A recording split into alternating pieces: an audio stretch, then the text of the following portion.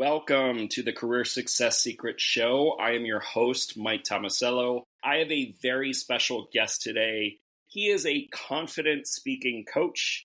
He's spoken on stages, news and talk radio, and he's spoken to audiences of thousands and thousands of people. He's probably best known on the social media platform X, formerly known as Twitter, where he has over 7,500 followers. Tim Brown, I am so excited to have you here today. How are you? I am fantastic, Mike, and I'm thrilled to be here. And I really appreciate the opportunity to be here and have this conversation with you. I'm excited about it. Awesome. Great. Well, I like to start out with something a little bit on the simple side, but it might not be simple for those of you listening at home. And that's, why is it so important to learn communication and speaking skills for one's career? Mike, it's critical because it goes beyond just their career. We have our careers that we're going to pursue, but think about this. No matter where you are in life or what your career field may be, it's important that we're able to communicate.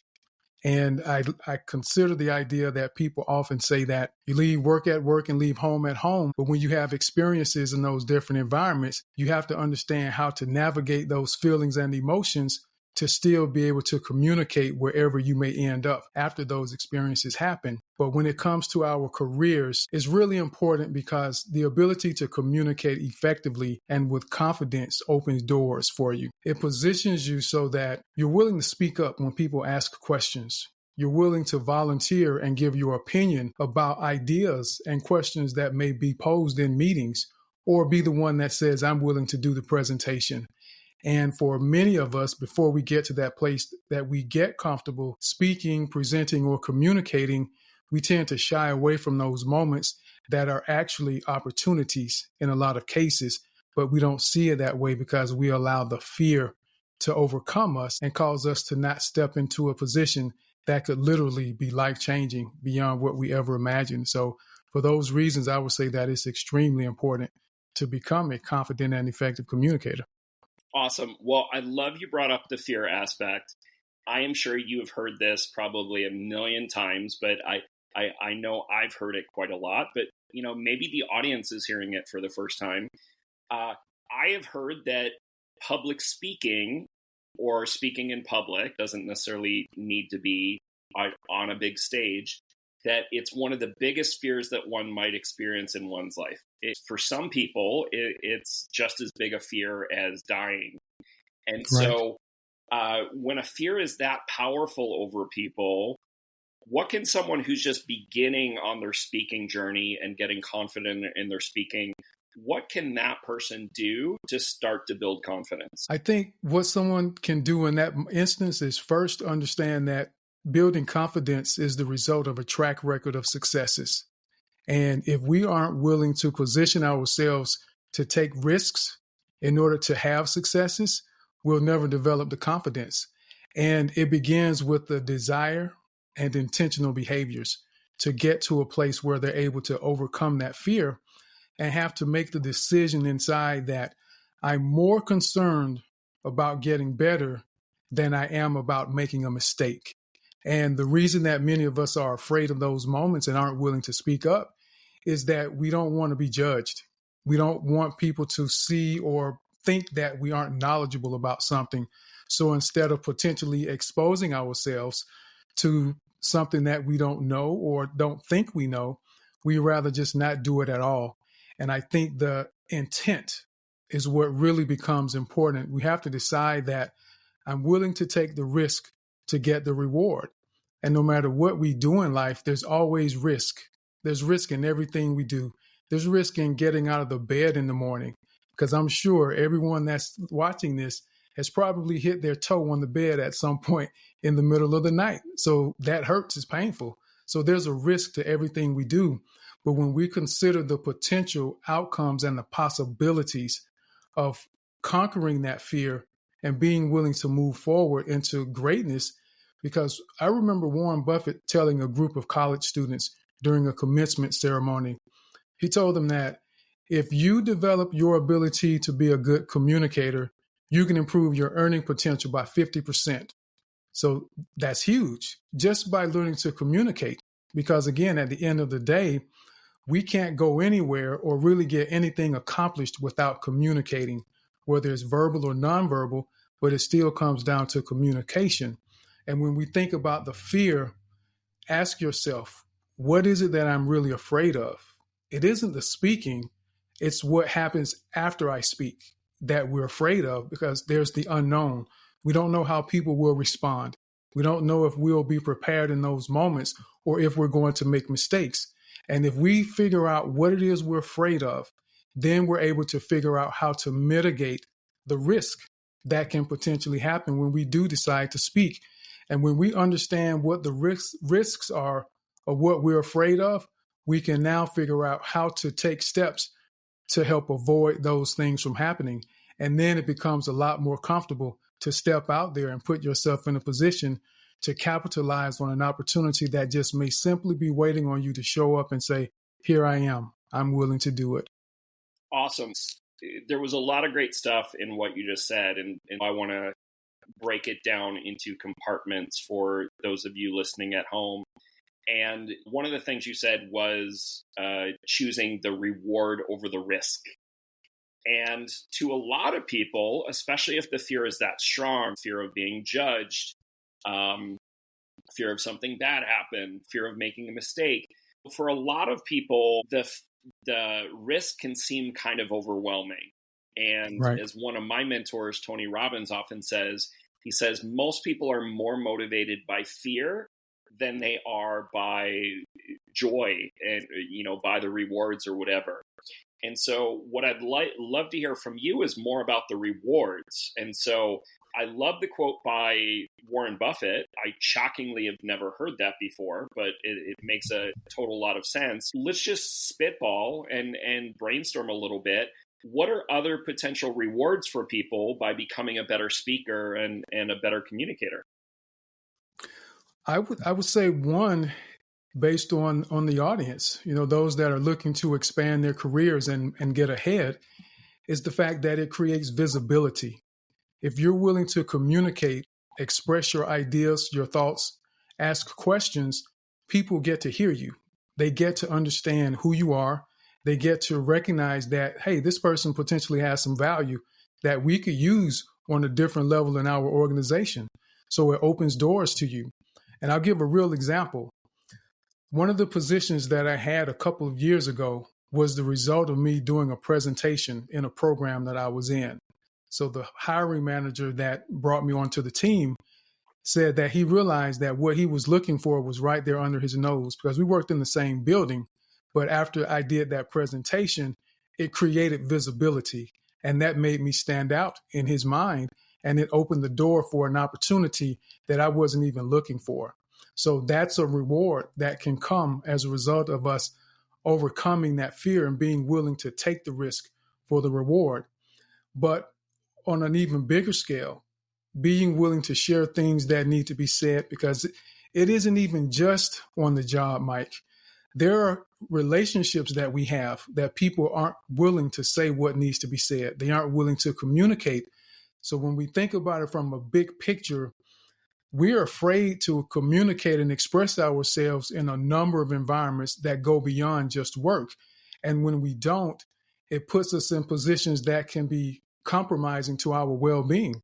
So now we have a matter of our actual physical health that can be compromised, and becomes a reward that we alleviate a lot of stress when we navigate and work through that fear and be willing to say the things that need to be said, when a lot of times we wouldn't, because of the fear that there's going to be conflict in a relationship because of our honesty.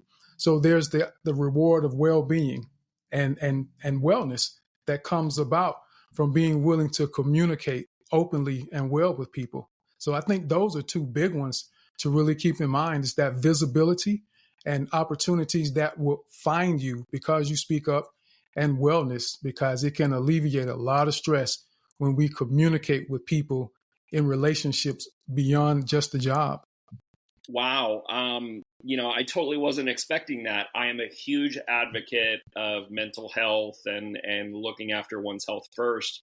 And I really hadn't thought of it as sort of a stress relief type mechanism. So I love the fact that you brought that to the table. The other thing that you said is hugely important, I've found, when working with different people. And it doesn't matter if it's, someone who's fresh out of college and working in their first job, or it's a middle manager who's learning how to get promoted to director or maybe vice president for the first time. Visibility is so crucial. And so I love the fact that you brought it up.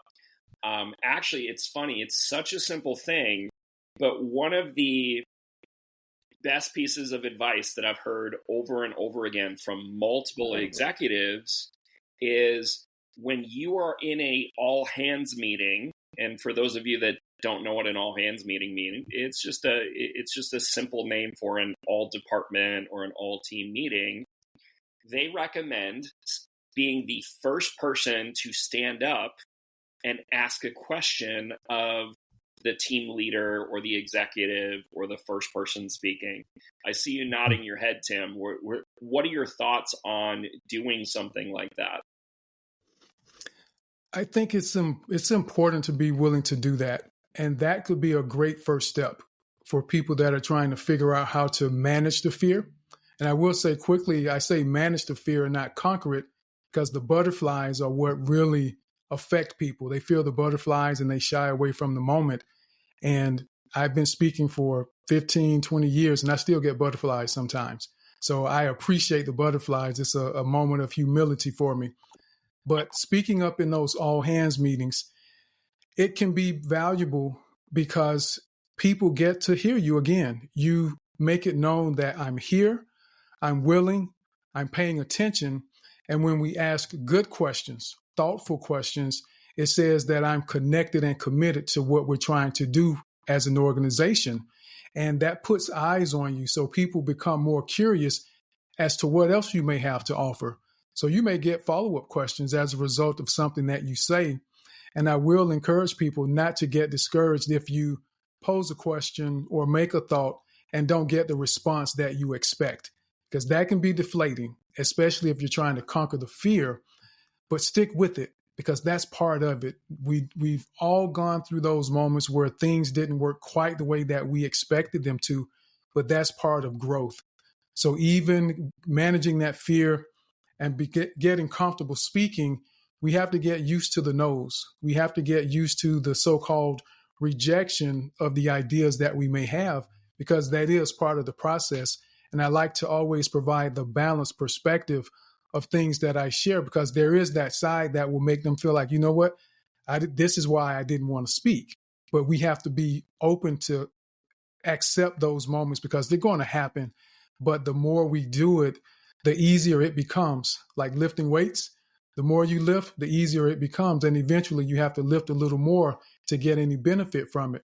So with our speaking in those all hands meetings, that's a great start. Just ask a simple question, because if you ask the question, there's probably at least 2 or 3 other people that have the same question. So now you create opportunity for them to understand and learn as well. So it's great for visibility in those meetings. I love that. And I love how you sort of circled back to the rejection, and I would put rejection sort of in a very similar category to fear of being judged. And you talked about exercising and sort of getting in those muscle reps and whatnot. And feel free to elaborate on that or include some different tips. But if one of people's main fears is fear of being judged and fear of rejection, what are some beginning things that people can do to start to overcome that or mitigate that risk that you were talking about earlier? Right. Starting small with little things. And I was actually telling a group of people the other night, as you're walking down the street, in the grocery store, just start speaking to people. A lot of people don't really speak these days. They just walk right past you. But speak to people, just wave and say hi. Strike up a simple conversation in the grocery store, and it literally can evolve from that, because that's practice. Every time we open our mouths to speak or communicate with someone in any form or fashion, it's an opportunity to refine our ability to communicate.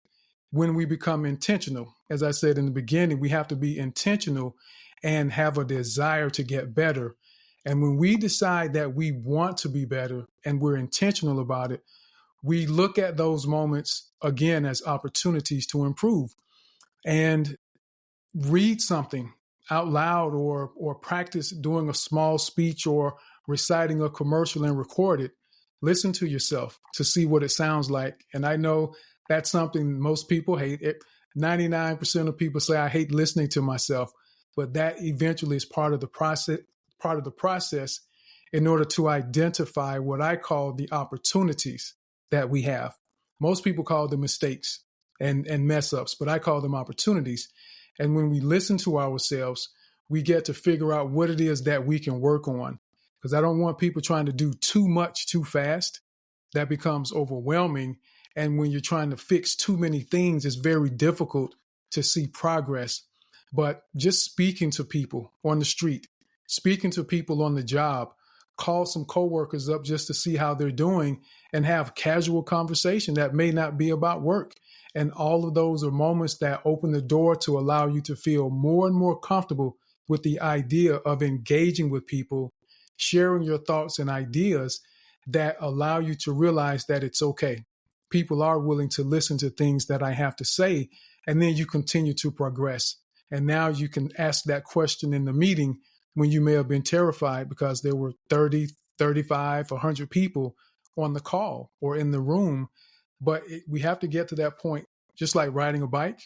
You know, you probably fall the first time you try to ride it. We fall, we scrape our knee, we get up and we try to ride again. Or the first date. You want to ask someone out on a date. You know that you may get a few no's, but eventually you know what you really want in the end. You want to get on a date. So we keep asking until someone finally says yes. It's the same thing with our communication and becoming better speakers, where we embrace the fear. We look forward to the idea that things won't always work out, but I know that it's an opportunity for me to learn and to get better. And ultimately, I'm more afraid of not getting to my goal than I am of the mistakes or the potential rejection that I may experience on the way. Awesome. I love that. Don't go anywhere. We still have a lot more that I want to cover today. And this is such a big topic. I want to make sure that people that are interested in learning more know how to find you, know how to get in touch with you. What does the audience need to know in order to get in touch with you, Tim? The audience can get in touch with me simply by going to X. X is a great place to find me. And on Saturday mornings at 11 a.m. Eastern Time, I do live sessions, live interactive sessions where people are able to participate, to get involved, and to practice everything that we're discussing here. We help people get comfortable being uncomfortable in those spaces and those conversations. And if they may not happen to have an X account just yet, it actually live streams to YouTube and LinkedIn as well simultaneously. So they can find me on YouTube under Simply Tim TV as the profile there to be able to see the live stream if they don't have an X account, or they can find me at Tim Brown on LinkedIn. But Simply Tim TV on X is the best place to find me. That's where I'm most active because that's where the live community tends to be, is on X on Saturday mornings at 11 a.m. Eastern Time. Awesome. I love it. And so for those of you that aren't familiar with the name switch, X, the social media platform formerly known as Twitter, I have personally heard Tim speak in spaces, absolutely phenomenal. And you get a chance to jump through your fear or inch through your fear and interact live and actually start to practice some of this stuff and get used to it. So I highly recommend you go and you check out Tim on X or YouTube or LinkedIn at Simply Tim TV. Thanks for that, Tim. I wanted to circle back. People have been thinking about the rewards, and hopefully the rewards are starting to be more attractive. Making more money, getting promoted, increasing the quality of your life, maybe even your romantic or your love life. And so that person in the audience, now they desire to get better, but they don't know where to start. what would you recommend someone who's like, hey, I want to become a better speaker, I want to become a better communicator, but I don't know where to start? If they feel they don't know where to start, I would say, even on my website, confidentspeaking.us, there are tongue twisters on there. There are scripts that they can practice reading. But I would encourage them to think about what we refer to as the 4 Ps: pitch, pace, power, and pause, and become mindful of those when they're having conversations with people. Begin to think about, am I speaking too fast? Am I speaking loudly enough? Am I pausing enough when I speak? So those are some of the elements of our speaking and communication that we can focus on intently without having any special preparation per se, or any tools available to us. In conversations that I may have with friends, there are times that I become mindful of that and I'm thinking about my pitch or my pace in those moments. And I will use conversations with friends to actually practice in those moments. So I would say, think about that. And then also begin to pay attention to how well they're putting their thoughts together. When they do decide to share something, be mindful of what they're saying and take the time to be clear in their mind with what it is that they're trying to say. Many of us find ourselves in conversations where they may be virtual, or those conversations where they have time to jot their thoughts down. So I would encourage people, whenever possible, write down your thoughts before you speak, and then think about how you want to present it and make sure that it makes sense to you in your head. And when you do present it, you now have a roadmap because you've given yourself some notes to follow, and you don't get lost. You don't ramble on and lose people in those moments when they're listening to you. And I think those are two things that they can do. And even if it isn't verbal, I'm sure they have social media profiles, even in their writing, because it carries over into our writing. When I post on social media, I'm still mindful of my punctuation and my grammar because I don't want to get lazy in my written communication, which tends to be a reflection of our verbal communication. We tend to write the way that we speak. So I look at it from a big picture perspective to try and make sure that I'm staying on top of what it is that I'm trying to accomplish. And that's to improve my ability to communicate effectively in every aspect, because they all go hand in hand. If we get lazy on one side, as they say, you play the way that you practice. So I try to practice to be the best I can as often as possible. So it's intentional. Every opportunity is every moment that they speak is an opportunity to get better. Gotcha. That makes sense. And that was a heck of a lot of information. So my brain's sort of figuring out, like, where do I go next with this? Because I think this can be really juicy. And I'm always thinking about this person in the audience that's thinking, well, what does that mean? And, what does that look like? And so you use the expression "be mindful" a few times. What does that mean to you? What does that mean to someone who might not be familiar with that phrase? Okay. For me, being mindful in communication, I encourage everyone. My goal is to help people become more confident and effective communicators in every environment. And being mindful in our communication means that it's no longer about me. It's about the people I'm communicating with.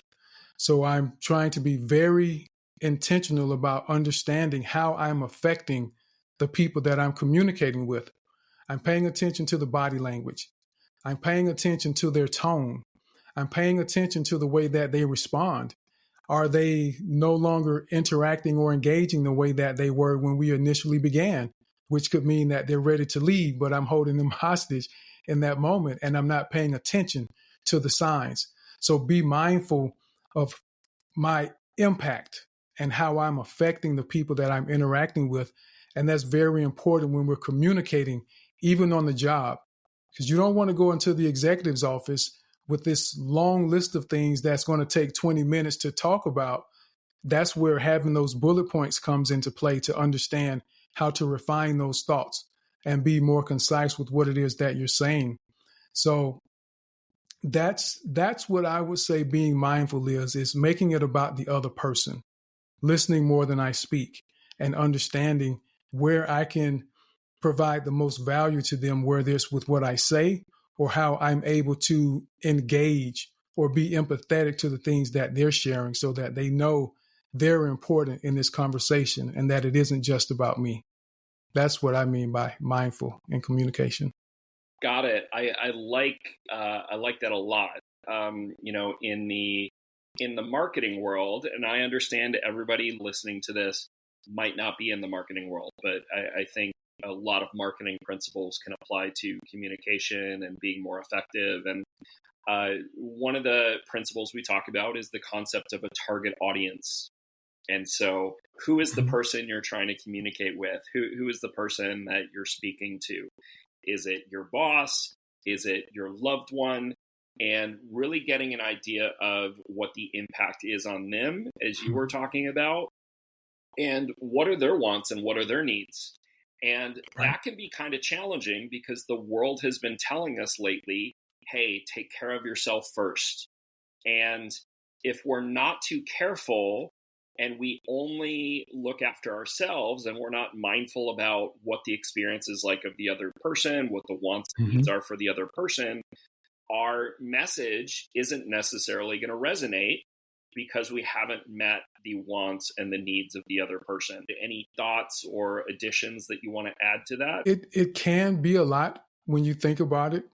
The number of people that we interact with, if we were to try to add it up, it could be daunting. But if it's people that we interact with, especially on a regular basis or a recurring basis, if we're going to be effective communicators or a leader, we have to be willing to take the time to understand those individuals that we're interacting with. That's the only way we maximize the communication that we have. And that's one of the reasons it can be difficult for people to be effective leaders, because they aren't willing to put in the work, or they may not even understand the importance of putting in the work to understand each individual on their team, each style that's required to interact with those individuals. Some people want you to just be straightforward with them and say, hey, you know what? I don't like the way that looks. It's ugly. Some people want that, where some need you to be a little more gentle, a little more sensitive in your response, because they could have had some experience in life where they were constantly being told how bad they were or how good they weren't. So they're more sensitive to those firm and direct approaches. And we have to be willing to take the time, which is why it can't just be about me. It has to be about other people. And for me, I know it comes easy for me to do that because I think that's just the way God made me. That's the way I was built. I've come to that point. I wasn't always that way. I admit that in the past I was more selfish, and I've acknowledged and admitted that. But I've come to a place now where it's about the other person, because my dad told me when he was an officer in the Air Force, and he would say, if you take care of your people will take care of you. Mm. And I carry that with me into life. So I understand that if I look out for you, chances are you're going to be willing to look out for me at some point. Not that I expect it, but that's just the way we typically are, is we want to try to help the people that are willing to help us when we have the opportunity to. So if I help 100 people, that means that's a lot of people that's going to be willing to have some level of concern about my well-being when I'm in a time of need. So it's easier for me to prioritize other people, because that's part of what makes me feel joy. That's part of my fulfillment, seeing a smile on your face because I was able to share something or help you with something, or just make sure you were doing okay that day when I saw you walking down the street. I love that. I love that message for so many different reasons, because I've experienced that over and over again in my life and my career. The other reason why I like it, and what I've heard from other speakers that are even more successful than myself, they have told me that, hey, if you have a tendency to have this fear of being judged or being rejected or overly worrying about this presentation you have coming up, if you focus on being in the present moment and caring about your audience first, you'll stop thinking about all of that internal stuff, because your focus is on serving the other person. And so ironically, by doing that, a lot of the fears and worries actually go away. Right. Agreed. Agreed. I agree with that. And it's one of those things where if you look for something negative, you will tend to find it. If you look for the sunshine in those dark, cloudy moments, you can find it. We just have to look for it. And to your point, if we choose to focus on what we're trying to accomplish, spend that time and energy thinking about how you're going to open your presentation instead of focusing on what could go wrong. Because again, those butterflies, we don't control when the butterflies happen. And that's the beauty of it. And as I mentioned, for me, the butterflies are a great reminder to me that this is an important moment. It reminds me to take the moment serious and that I now have a responsibility to take care of these people who have entrusted themselves to me and the words that I'm going to share with them. So it's an opportunity to potentially change someone's life and have a positive impact on someone's life. So I don't have time to get caught up in the fear in that moment because I've got something important to do, something I need to take care of. And anyone that's ever been a parent of young children, they were afraid. There was fear in the beginning because you didn't know how things were going to turn out, but it worked out in the end. The first day on the job, there was nervousness because you didn't know how it was going to go, but it worked out. The first time you drove in the car or rode your bike, it worked out, even though the nervousness and the fear was there. So take into consideration all the things that we've accomplished. Because remember, confidence is the result of a track record of successes. And we don't often enough take into account all the successes that we've had to realize just how capable we actually are. And all of these things we've done, they can transfer over into our ability to communicate. We just have to be willing to do it and not be afraid or be fearful of the moments and focus on the task at hand and just go get it done. And even if we mess up, we can always come back and fix it or we get to do it again. Love it. Love it. Love it. Love it. It's not a coincidence that a lot of support groups, think 12-step programs, Alcoholics Anonymous, a lot of them so that you're not focusing on your disease or you're not focusing on the issue. One of the components they have is being of service to other human beings, so volunteering for the organization or whatever. And so I think that service message or at least being cognizant of the needs and wants of other people in your life, that can be huge for overcoming anxiety, building confidence and stuff like that. So I love the fact that you brought that to the table. I think I'm going to wrap up with one or two more questions, depending on the flow of the conversation. And so this is a variation on something I asked you earlier. So let's pretend that someone wants to become a better communicator. They're like, I get the rewards, I have a desire, but I don't have an X account, don't want one for whatever reason. I love the platform. I think people should get one. But they're not currently ready to sign up for a platform, or maybe they're not available on Saturdays. They come to you and say, how do I get started? What is like the one or two actions that I should take first? Or what is the one or two exercises I should take first?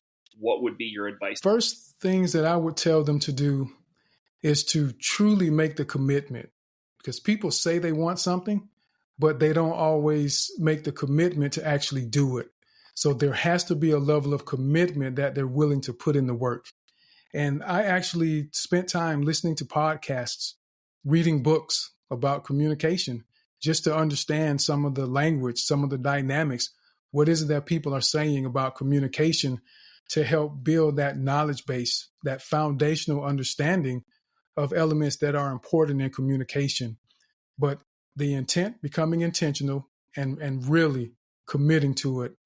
And then to begin just reading some books and get involved in that to just educate themselves.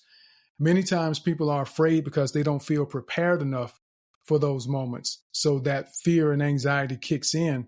But if we prepare ourselves with the knowledge, then you understand what may be expected. You understand how to move forward. And I think those are two things to be able to do. But as you discussed earlier about raising your hand in those meetings, that's another way to do that, to just get comfortable being uncomfortable. And we have to put ourselves in those situations that we wouldn't normally be in and take the risks. There really is there's no magic pill for this, Mike. There really isn't. People just have to decide, I'm going to do it, not that I want to, or I'm going to try. Usually when people tell me they're going to try, in the back of my mind, I've already decided, okay, it won't happen. I won't count on this, because to say that I'll try is typically a scapegoat to be able to fall back on when they don't do it. So they have to say, I'm going to do it, and actually take action and just be intentional and put themselves in those moments where they get to actually do it. Just like being patient, you say you want to be more patient, but you have to be in situations where patience is required so you can actually practice your patience, just like I was speaking. So get involved in groups, speak, share your thoughts, ask questions, and just do it. We have to be speaking in order to become better speakers and communicators. I love it. The commitment piece. So much of that reminds me of, I'm kind of paraphrasing this, something I learned from John Assaraf. And that's, if you're not 100% committed, you're not really committed.